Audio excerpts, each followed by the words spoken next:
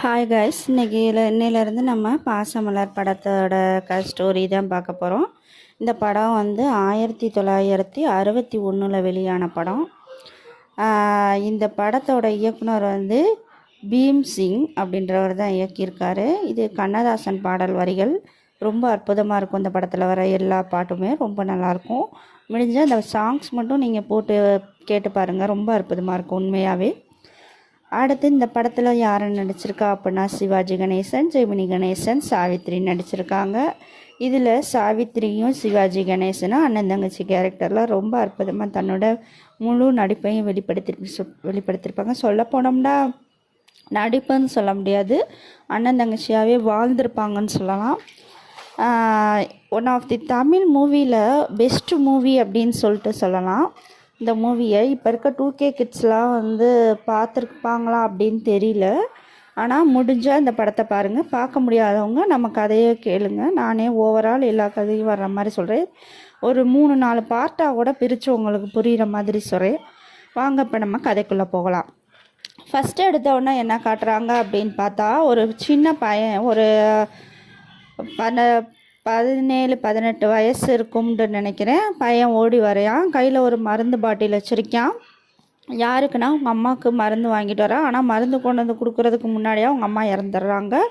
அவங்க அப்பாவும் இறந்துருப்பாங்கன்னு நினைக்கிறேன். அவங்க அப்பாவும் அவனுக்கு இல்லை, ஒரே தங்கச்சி மட்டும் காட்டுறாங்க. அப்போ அந்த தங்கச்சியை தூக்கி வச்சுட்டு கையில் நிற்கிறேன். என்ன செய்கிறதுன்னு தெரியல. அம்மாவும் இல்லை, அப்பாவும் இல்லை. சின்ன வயசுலேயே ஒரு மிகப்பெரிய பாரம் அந்த பையன் தலையில் விழுகுது. அந்த தங்கச்சியை வளர்க்குற பொறுப்பும் அந்த பையனுக்கு தான் இருக்குது. இப்போ அதனால் வேலைக்கு போகலான்னு அந்த பையன் முடிவு பண்ணுறான். எங்கே போகிறான் அப்படின்னா, ஒரு தொழிற்சாலைக்கு சின்ன வயசுலேயே வேலைக்கு போகிறாப்புல. அங்கே வேலைக்கு போகும்போது வர்ற சேலரி தினமும் டெய்லி பேசிஸாக தான் சம்பளம் வரும்னு நினைக்கிறேன். அந்த பணத்தையும் கூட அவங்க தங்கச்சிக்கு பூ வாங்கி கொடுக்குறான். எதுக்கு இந்த சீன் வச்சுருக்காங்கன்னா, தங்கச்சிக்காக தான் உழைச்சது எவ்வளோ நாளும் செலவு பண்ணுவாப்புல அப்படின்றதுக்காக இந்த சீன் வச்சுருப்பாங்க போல். தங்கச்சிக்கு தலை சீவுறது, சாப்பாடு ஊட்டுறது, தூங்க வைக்கிறதுன்னு ஒரு தாய் என்ன, இன்னும் சொல்லப்போனால் தாய்க்கும் மேலே ஒரு படி என்ன செய்ய முடியுமோ அவ்வளவும் செய்து தங்கச்சியை ரொம்ப நல்லா பார்த்துக்கிறாங்க. இதில் தங்கச்சி கேரக்டர் பேர் வந்து ராதா, அண்ணனோட பெயர் வந்து ராஜு. ஆனால் உங்களுக்குன்னா அண்ணன் தங்கச்சின்னே உங்க கேரக்டரில் சொல்லிடுறேன். இப்போ வந்து கொஞ்சம் நாட்கள் ஓடுது. இப்போ என்ன ஆகுது அப்படின்னா, 2 பேரும் ரொம்ப பெரியவங்களாக மாறிட்டாங்க. தங்கச்சி வந்து இட்லி எடுத்துக்கிட்டு இருக்கா. அண்ணன் நான் வேலைக்கு கிளம்பிட்டேம்மா, சீக்கிரம் கொடுமா அப்படின்றாங்க. அண்ணன் இந்த அண்ணன் இன்னைக்கு இட்லி வச்சுருக்கேன், நேற்று மாதிரி சாப்பிடாம வந்துடாது, இன்றைக்கி உனக்கு பிடிச்ச தக்காளி குருமா வச்சுருக்கேன் அப்படின்னு சொல்கிறாங்க. அதுக்கு அண்ணன் வந்து, இப்படி நீ ருசியாக சமைச்சு கொடுத்த அப்படின்னா உன்னோட டிஃபன் மட்டும் இல்லை, இந்த தூக்குச்சட்டியும் திரும்ப வராது அப்படின்னு சொல்கிறாங்க. சொன்னோடனே 2 பேரும் சிரித்து சந்தோஷமாக இருக்காங்க. இப்போ அண்ணே சொல்கிறாங்க, எனக்கு தாய் இல்லாத குறைய நீதாம்மா தீர்த்து வைக்கிற அப்படின்றாங்க. அதுக்கு தங்கச்சி, அண்ணே நீதானே எனக்கு அப்பா அம்மாவாக இருந்து பார்த்துக்கிற, என்னை ரொம்ப நல்லா கவனிக்கிறேன், நீ தானே சிறந்தவங்க அப்படின்னு தங்கச்சி சொல்கிறாங்க. இவங்க 2 பேருக்குள்ள அன்பை பார்க்கும்போது நமக்கே ஒரு அண்ணன் இல்லாமல் போயிட்டானேன்ற தோன்ற அளவுக்கு ரொம்ப அன்பாக லவ்வபிளாக இருக்காங்க. இப்போ அடுத்து கட் பண்ணா அப்படின்னா, தங்கச்சி வந்து ஏதோ ஒரு மாடை பிடிச்சிட்டு வரா. மாடை பிடிச்சிட்டு வரையில் ஒரு கருப்பு கலர் கார் வருது. அதை பார்த்து மிரண்டு மாடு ஓடுது. கார் வந்து லைட்டாக தங்கச்சியோட காலை உரசிடுது. தங்கச்சி கீழே விழுந்துடுறா. எல்லாரும் சுற்றி நின்று வேடிக்கை பார்க்குறாங்க. காரை கொண்டு நின்று வேடிக்கை தான் பார்க்குறான். அவளுக்கு ஒரு ஃபஸ்ட் எய்ட் கொடுப்போம், பார்த்துக்குருவோம், தூக்கி விடுவோன்றது கூட இல்லை. அப்போ அங்கே வந்து சைக்கிளில் ஒருத்தவர் வராரு. யாருன்னா அதுதான் நம்ம ஹீரோ அர்ஜுன் ஆனந்தா, சாரி எனக்கு பேர் வந்து சரியாக ஞாபகம் இல்லை, ஆனந்த்னு நினைக்கிறேன். ஆமாம், ஆனந்த். ஹீரோ பேர் ஆனந்த். வராரு. வந்து யாராவது தூக்கி விடலாம்ல, ஏன் இப்படி இருக்கீங்க அப்படின்னு கேட்குறாங்க. கேட்டால் அப்புறம் ஆனந்தே தூக்கி விடுறாங்க. தூக்கி விட்ட உடனேயும், நீங்கள் முதல்ல போய் என் மாடை பிடிங்க, யாராவது என் மாடு ஓடிடுச்சு, மாடு தான் என் பொழப்பு அப்படின்னு சொல்கிறா தங்கச்சி. சொன்னோடனே ஆனந்த் வேகமாக சைக்கிள் எடுத்துகிட்டு போய் அந்த மாடை பிடிக்கலான்னு போகிறாரு. போனவுடனே மாடையும் பிடிச்சிட்றாரு. பிடிச்சிட்டு வந்து தங்கச்சிட்ட கொடுக்குறாங்க. கொஞ்சம் லவ் அண்ட் ஃபர்ஸ்ட் சைட் மாதிரி காட்டுறாங்க. ஆனந்துக்கு வந்து ராதா மேலே கொஞ்சம் ரொம்ப அன்பாக இருக்காங்க, ஒரு காதல் வந்திருக்க மாதிரி காட்டுறாங்க. ராதாவுக்கு கையில், அந்த தங்கச்சி கையில் லைட்டாக அடிபட்டிருக்கு. அடிபட்டவுடனேயும் இருங்க நான் கர்ஷிப் வச்சு துணி வச்சு கட்டுறேன் அப்படின்னவும், இதெல்லாம் சரியாக போயிடும், நான் மஞ்சள் வச்சாலே சரியாயிரும் அப்படின்றாங்க. இல்லை இதெல்லாம் வந்து சாதாரணமாக விடக்கூடாது, முதல்ல இக்னோர் பண்ணாதீங்க, நான் ஃபஸ்ட்டு கட்டி விடுறேன் அப்படின்னு சொல்லிட்டு துணியை வச்சு லைட்டாக கட்டி விடுறாங்க. கையை கட்டி விட்டோடனையும் சரி நான் கிளம்புறேன், நீங்கள் மாடை பத்திரமா கூட்டிகிட்டு போங்கன்னு சொல்லிட்டு ஆனந்த் அங்கேருந்து கிளம்பிடுறாரு. இப்போ கட் பண்ணால் ஃபேக்ட்ரியை காட்டுறாங்க. அந்த ஃபேக்ட்ரியில் வந்து ராதாவோட அண்ணன் இருக்கார் இல்லையா, அண்ணன் வந்து வேலை பார்த்துட்ருக்காங்க. வேலை பார்க்கும்போது இந்த நியூஸ் வருது, ராதா வந்து தங்கச்சிக்கு லைட்டாக காலில் அடிபட்டுருச்சு அப்படின்னு. உடனே கத்திட்டு வேகமாக போய் மேனேஜர்கிட்ட போய், அண்ணா சார் இந்த மாதிரி எனக்கு வந்து ஒரு நாள் லீவ் கொடுங்க அப்படின்னு கேட்குறாங்க. தங்கச்சிக்கு அடிபட்டிருக்குன்னு. ஆனால் மேனேஜர் சொல்கிறாரு, உனக்கு இதே வேலை பழப்பா போச்சு, எப்போ பாரு லீவுன்னு, தங்கச்சிக்கு தலைவலின்னு 2 நாள் லீவ் போட்டுற, காய்ச்சல்னு 1 நாள் லீவ் போடுற, வயிற்று வலின்னு சொல்கிற, அதுன்னு சொல்கிற, இதுன்னு சொல்கிற, எப்போ பாரு லீவ் போட்டுட்டு இருந்தீங்கன்னா நீ எல்லாம் என்னடா அப்புறம் நீ பொழப்புக்கு வந்ததுன்னா சம்பளம் மட்டும் நேரத்துக்கு வாங்கிடுறேல அப்படின்னு பயங்கரமாக சத்தம் போட்டுறாரு மேனேஜரு. உடனே ராஜுக்கு ரொம்ப கோவம் வந்துடுது. கோவம் வந்துட்டு எனக்கு இந்த வேலையே வேணாம், என் தங்கச்சி தான் முக்கியம்னு சொல்லிட்டு வேலையை விட்டுட்டு தங்கச்சியை பார்க்கலான்னு போகிறாரு. அப்போ அடுத்து கட் பண்ணால் இன்னொரு ஃபேமிலியை காட்டுறாங்க. அந்த ஃபேமிலியில் வந்து யாரோ ஒருத்தர் மச்சான்னு வச்சுக்கிறோம், அவருக்கு பேர் மச்சான்னே பேரே வச்சுக்கிடுவோம். அந்த மச்சான் வந்து சைக்கிளை பூரா எடுத்து பரட்டி போட்டு பிரித்து மேய்ஞ்சிக்கிட்டு இருக்கான். அவங்களோட அம்மா வர்றாங்க. என்னடா வேலை பார்த்துக்கிட்டு இருக்க, அவனே ஒரே ஒரு சைக்கிளை வச்சுட்டு இருக்கான் ஒப்பேத்திக்கிட்டு, அது என்னடா நீ பிரித்து போட்டிருக்க அப்படின்னு கேட்டுக்கிட்டு இருக்கும்போது யார் வர்றா அப்படின்னா ஆனந்த் வர்றாங்க. நம்ம பார்த்துருந்தோம் இல்லையா ஏற்கனவே ஃபஸ்ட்டு சீனில் சைக்கிள் ஓட்டிகிட்டு வந்திருப்பாங்களா, அந்த ஆனந்த் தான் வராங்க. அவரோட சைக்கிள்லாம் இவன் பிரித்து போட்டுக்கிட்டு இருக்கான் போல். ஏன்டா நான் உன்ட்ட பஞ்சர் ஓட்ட தானே காசு கொடுத்தேன், 4 நாள் கொடுத்தேன், 4 நாங்கிறது அந்த காலத்தில் பெரிய அமௌண்ட்டுன்னு நினைக்கிறேன். இப்போல்லாம் பாருங்கள் 8 நாளாக செல்லாது, 1 ரூபாயே எங்கே மதிப்பே இல்லாமல் போச்சு. அந்த காலத்தில் 4 நாள் பெரிய காசு போல். 4 நாள் கொடுத்தேன் உன்னை பஞ்சர் ஓட்ட, ஏன் போடலை அப்படின்னு கேட்கும்போது அந்த மச்சான் என்ன சொல்கிறாங்க அப்படின்னா, இல்லை நான் வந்து ஒட்டலாம் தான் போனேன், ஆனால் அதுக்குள்ளே பஞ்சர் கடைக்காரன் வந்து டயருக்கு ஓட்ட சொன்னால் டியூப்புக்கு ஓட்டிட்டியான் அப்படின்றாரு. உடனே ஆனந்துக்கும் வந்துடுது, ஏன்டா டியூப்பில் தானடா பஞ்சர் ஓட்டுவாங்க, என்னடா உளறிக்கிட்டு இருக்க, ஒழுங்கு அப்போ உண்மையை சொல்கிறியா இல்லையா அப்படின்னு கேட்கும். இல்லை நான் வந்து சீட்டு ஆடிட்டேன் மச்சான் அப்படின்றவும், என்னடா இவ்வளோ அசால்ட்டாக சொல்லிக்கிட்டு இருக்க, என்னோட காசுடா, அது உழைப்புடா, ஒரு நாள் சம்பாதிச்சு கஷ்டப்பட்டு கொடுத்தா சீட்டாட்டத்தில் விட்டுருக்கியடா அப்படின்னு சொல்கிறாங்க. உடனே அம்மாவுக்கும் ரொம்ப கோவம் வந்துடுது. உன்னையெல்லாம் ஜெயிலில் பிடிச்சி போட்டால் தான்டா சரிப்பட்டு வருவேன்னு அம்மா சொல்கிறாங்க. உடனே மச்சான் என்ன சொல்கிறான்னா, அம்மா நான் உனக்கு ஒரே மகன், நீ ஜெயிலில் பிடிச்சி போட்டால் உன் வாழ்க்கை என்னம்மா ஆகுறது அப்படின்னு நான் எக்கேடுப்பட்டா போனேன் அப்படின்றாங்க. அதுக்கு வந்து ஆனந்த் சொல்கிறாங்க, சரி விடுங்கத்த, அத்தை வீட்டில் தான் ஆனந்த் இருக்கார் போல், ஏன்னா அவங்க ஆனந்துக்கும் அம்மா அப்பா யாரும் இல்லைன்னு நினைக்கிறேன், அதனால் அத்தை வீட்டில் தான் இருக்காங்க, அவன் வந்து அத்தையோட மகன், அதனால் சரி விடுங்க, அவன் என்னமோ பண்ணிட்டு போறியா விடுங்க, இந்த வட்டம் மன்னிச்சிருவோம், போலீஸ்லலாம் பிடிச்சி கொடுக்க வேணாம் அப்படின்னு ஆனந்த் சொல்கிறாங்க. அந்த காலத்தில் பார்க்கலாம். இப்போ அடுத்து வந்து இப்போ கட் பண்ணால் அடுத்து என்ன காட்டுறாங்க அப்படின்னா திரும்ப ஃபேக்ட்ரியை தான் காட்டுறாங்க. மறுநாள் ஆயிடுது. நம்ம அண்ணன் வந்து என்ன பண்ணுறாருன்னா ஃபேக்ட்ரிக்கு வேலைக்கு போகிறாரு. வேலைக்கு போகும்போது மூஞ்சியை முடிக்கிறாரு. உடனே அங்கே மேனேஜர் உட்காந்துருக்காரு. மேனேஜர் உட்காந்து, நீ வேலைக்கெல்லாம் இனிமேல் வர வேணாம்ப்பா போ அப்படிங்கிறாங்க. ஏன் இப்படி சொல்கிறீங்க, அவன் நேற்று என்ன வாய் அடிச்சுட்டு உன் தங்கச்சியை பார்க்க போகிறேன்ட்டு வேலையும் வேணாம் ஒன்றும் வேணான்னு ஓடிட்டு இப்போ திரும்ப வேலைக்கு வந்திருக்கியா அப்படின்ட்டு, நான் எதுக்கு அவன்கிட்ட பேசணும், நான் போய் ஓனர்கிட்ட பேசிக்கிறேன்டா அப்படின்னு சொல்லிட்டு அண்ணங்காரே வேகமாக போறியான். போய் ஓனர்கிட்ட போய் நடந்த உண்மையை சொன்னால், அதெல்லாம் என்னால் எப்படிப்பா நம்ப முடியும் நீ சொல்கிறத அப்படின்றவும் இப்போ ஆனந்தை காட்டுறாங்க. ஆனந்த் வந்துடுறாரு.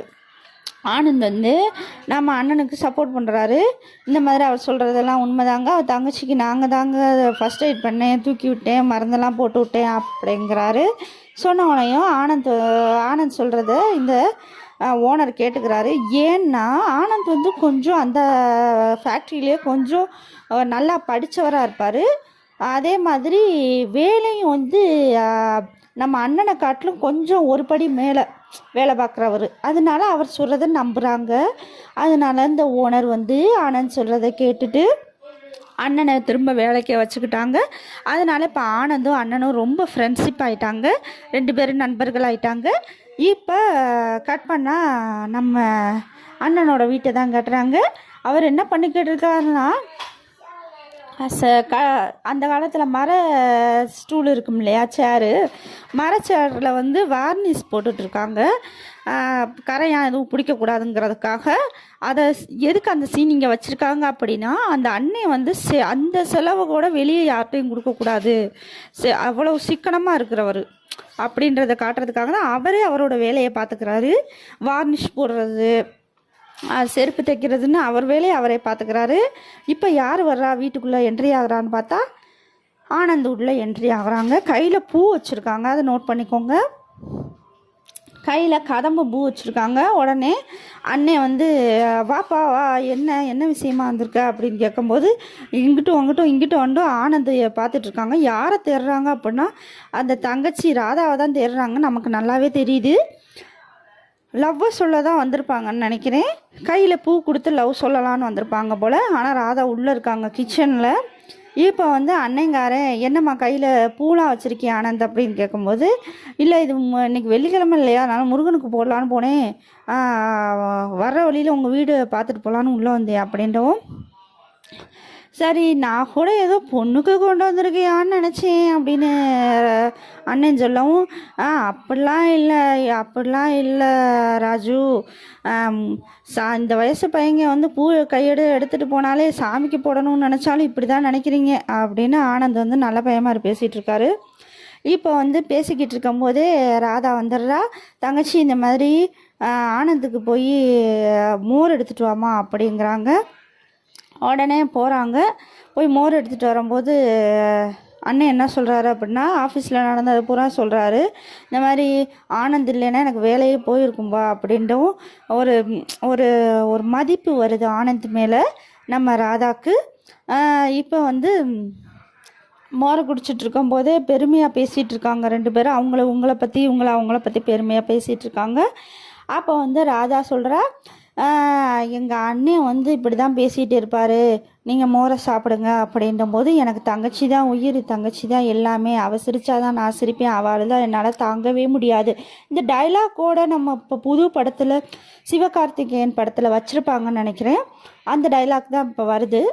அப்படி பேசிகிட்டு இருக்காங்க. பேசின உடனே ஆனந்த் அங்கேருந்து கிளம்பி போயிடுறாரு.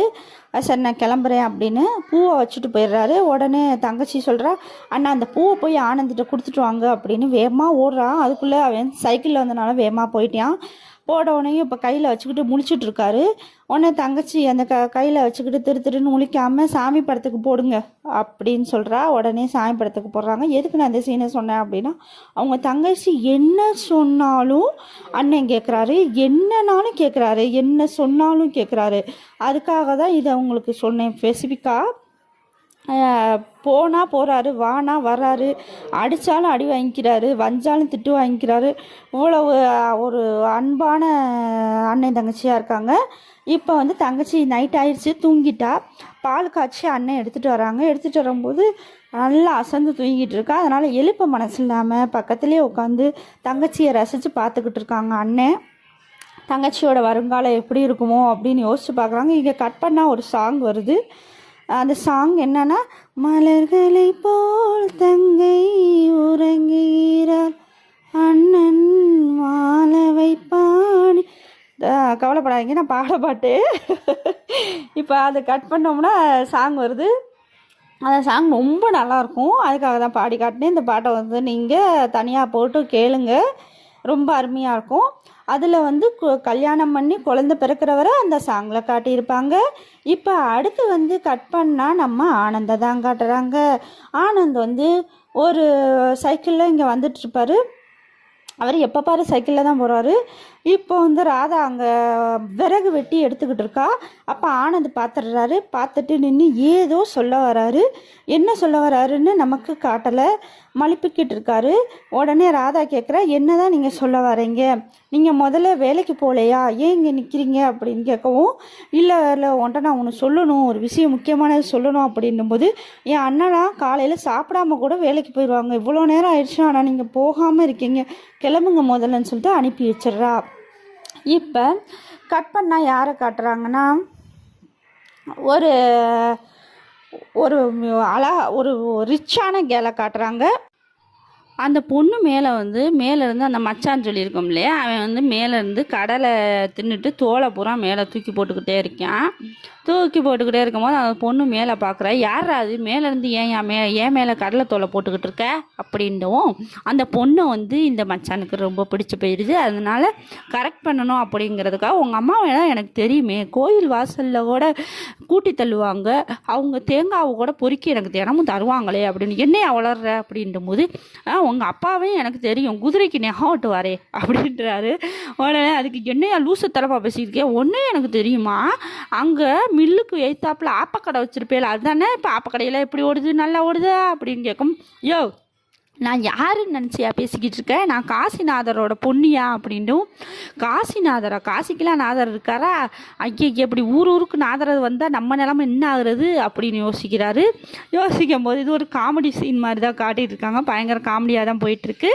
அடுத்து நான் வந்து பேச்சாளர் அப்படின்றேன். பேச்சாளரா இல்லை பேச்சுலர், அதே தெரியாமல் சொல்லிட்டேன். இப்போ உங்கள் அட்ரஸ் நான் நேரடியாக கேட்கக்கூடாது இல்லையா ஒரு பெண்ணிட்ட, அதனால எப்படி கேட்குறாருன்னா, நீங்கள் அந்த ஏம்மா உங்கள் வீடு கூட 500 பிள்ளையர் பங்களா தானே அப்படின்டும் போது வேகமாக அந்த பொண்ணு, ஐயா என் வீடு 1000 விளக்கு துணியா அப்படின்ற. உடனே உங்கள் அட்ரஸ் 51 வீடு இல்லம் தானே அப்படின்னு, 15 இல்லம்யா. சரி சரி, நீ இப்போ அட்ரஸ் தெரிஞ்சு போச்சு, நீ உங்கள் வீட்டுக்கு வந்து நான் மங்களகரமாக பேச வேண்டியதை பேசிடுறேன் அப்படின்னும். அப்போதான் அவளுக்கு புரியுது, ஏயா என்ன கண்டவுடன் காதலா, ஒழுங்கு மரியாதையே உடம்பு இருக்காது அவனுக்கு, உடம்பு நெலும்பு உடச்சி விடுவேன் பாரு, தேவையில்லாமல் பேசிட்டு தெரியாத என்கிட்ட, ஒழுங்காக இருக்கு அப்படின்னு சொல்லிட்டு சொல்லிடுறியா. இன்றைக்கி இதோட இந்த படத்தை முடிச்சுக்கலாம். அடுத்தடுத்த பார்ட்டில் பார்க்கலாம். என்னோடய சேனல் உங்களுக்கு பிடிச்சிருந்தா சப்ஸ்கிரைப் பண்ணுங்கள், லைக் பண்ணுங்கள், கமெண்ட் பண்ணுங்கள். இந்த வீடியோ வந்து நான் ரொம்ப கஷ்டப்பட்டு தான் போட்டேன், பார்க்க வந்து ஈஸியாக இருக்குது. ஆனால் அந்த படத்தை டவுன்லோட் பண்ணி கிட்டத்தட்ட 10 தடவைக்கு மேலே எனக்கு புரிகிறதுக்காக இந்த படத்தை பார்த்தேன். டைலாக்ஸ்லாம் ஒன்று ஒன்று மனப்பாடம் பண்ணேன், அதனால் கொஞ்சம் எஃபர்ட் பண்ணி போட்டிருக்கேன். முடிஞ்ச அளவு லைக் பண்ணுங்கள், பார்க்குறவங்கெல்லாம் சப்ஸ்கிரைப் பண்ணிவிட்டு பாருங்கள். ஓகே, பாய்.